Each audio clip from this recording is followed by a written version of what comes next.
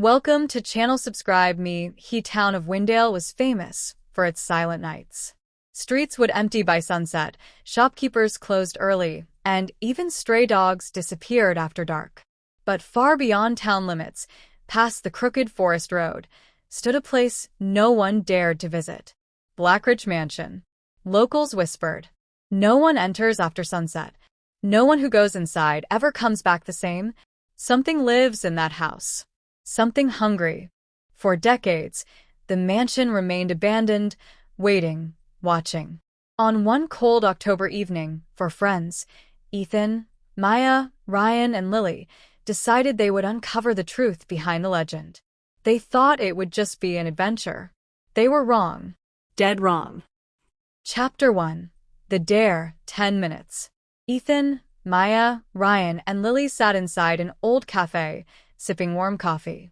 Halloween week had begun, and stories of haunted places floated in the air. Ryan smirked. "Everyone in this town is scared of Blackridge Mansion. But ghosts aren't real." Maya frowned. "People have disappeared there, Ryan. 5 teenagers in 1998, a whole family in 2007. Ethan leaned back, stroking his chin. "What if we go? Just once. Record everything. Prove the legends are fake." Lily's eyes widened. She was the quietest and most sensitive among them. "You're talking about breaking into a haunted mansion at night." Ryan grinned. "Exactly." A moment of silence. A challenge hung in the air. Then Ethan said the words that sealed their fate. "Let's go tonight. Midnight." Lily tried to object, but Ethan grabbed her hand. "Don't worry. I'll protect you." She blushed slightly, but still felt uneasy. And so the dare was made. At exactly 11:47 p.m., the four friends packed their cameras, flashlights, and recording equipment and set off toward the mansion. Chapter 2. Arrival at Blackridge Mansion, 10 minutes. The road leading to the mansion was long, cracked, and covered in dead leaves. As they approached, fog thickened around them like cold, ghostly fingers. The mansion emerged through the mist. Tall, broken, shadowed. Windows shattered like dark eyes staring down at them. Ryan whistled. Creepy but not deadly. But Lily grabbed Ethan's arm. "I don't like this place." The iron gate screeched open on its own. Maya gulped. "Did anyone touch that?" Nobody had. Their flashlights flickered. The mansion door was slightly open as if waiting. They stepped inside. Dust clouds swirled. The smell of old wood and something rotten crept into their noses.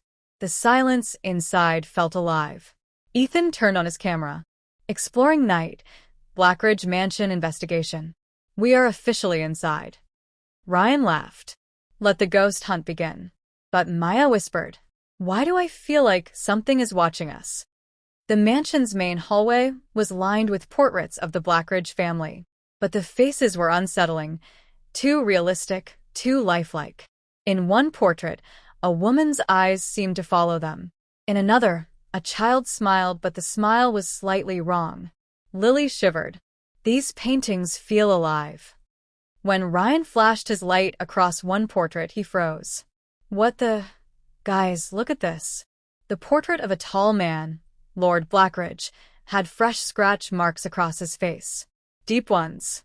As if someone had torn the canvas recently. Maya filmed it. "This is recent. Someone has been here." Behind them, something creaked. They turned. Nothing. But suddenly, a portrait at the end of the hall fell by itself, slamming onto the floor. Lily screamed. Ethan ran to the fallen frame. "Oh my God, the eyes are cut out." All four stepped back. The air grew heavier, colder. Maya whispered, "We need to stay together."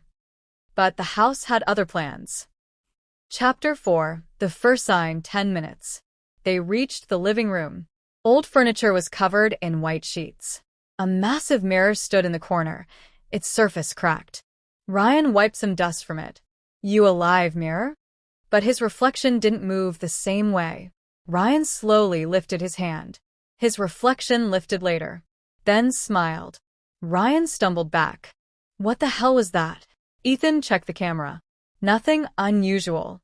But Lily looked at the mirror and whispered, "There are 2 Ryans in that mirror." Suddenly, the mirror cracked more, splitting right down the middle. They backed away quickly. Then, as they turned to leave the room, a faint whisper echoed. "Stay." Maya turned. "Who said that? Don't go." Lily grabbed Ethan's arm in terror. "Someone's whispering." Ryan shook his head. "It's just the wind." But the whisper came again, much closer. "Hungry?" Ethan whispered. "We're not alone." Chapter 7. Escape from the basement, 10 minutes. Ethan found his camera light and switched it on. The dolls were now standing, hundreds of them, forming a circle around the group. Ryan shouted, "Run." They broke through the circle. Dolls began crawling, chasing them with tiny wooden fingers. Maya tripped. A doll grabbed her ankle. She screamed. Ethan pulled her up. Ryan forced the basement door open with his shoulder. Crack. It flew open. They ran upstairs, slamming it shut behind them. Lily sobbed. "I told you we shouldn't have come." Ethan pulled her close. "We're leaving." Now. No more exploring. But when they reached the front door, it was gone. Not locked. Not closed. Gone. As if the mansion had erased it. Maya whispered, "It doesn't want us to leave." Chapter 8. The Library of Whispers, 10 minutes. Trying to find another exit, they entered the mansion library. Thousands of books lined the walls. Dust floated like drifting spirits. A large book sat open on a table, fresh ink, not old. But no one had touched it. Ryan approached it slowly. The page read, "They enter at midnight. Only 3 will leave." Ryan screamed and stepped back. Lily cried, "It knows we're here." Ethan flipped the next page. New words appeared, writing themselves. "One of you is marked." Maya's voice trembled. "Marked? Who is marked?" Suddenly, a small symbol burned onto Ryan's arm. He screamed in pain. The symbol glowed bright red, a circle with 3 lines cutting through it. Lily backed away. "It's him. Ryan is the marked one." The book wrote again.